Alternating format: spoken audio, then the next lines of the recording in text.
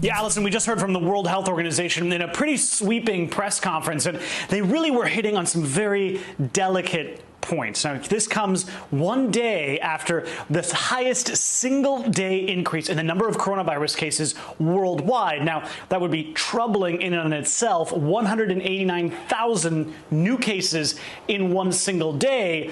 But it also comes just as many major outbreak epicenters are now starting to very slowly, very cautiously lift their lockdowns. Places like New York City and other places here in Europe, especially here in London, where they're talking about possibly lifting the lockdown as early as next week or even in the next couple of weeks. Now, that's troubling for World Health Organization leaders. They didn't go so far as to say, don't lift these lockdowns, but they urged countries, especially in the developed West, like in North America and here in Europe, to be very, very cautious to make sure that these countries and their governments are on top of the need for the requirement that could come up a second wave of outbreaks. And there were troubling signs in Germany, in South Korea, and several other places that a second wave could be coming very quickly on the heels of that first wave. But the World Health Organization was drawing particular attention to what's been going on in the developing world, especially in South America. It was South America that carried the bulk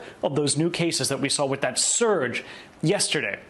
And they also tamped down any rumors or any ideas that the virus was evolving to become less deadly. They were addressing reports that came out of northern Italy that said that some of those cases seen by doctors in northern Italy were less severe. They said this disease has shown no signs of changing. It's as lethal as ever. And everybody, looking at the numbers, needs to be much more careful.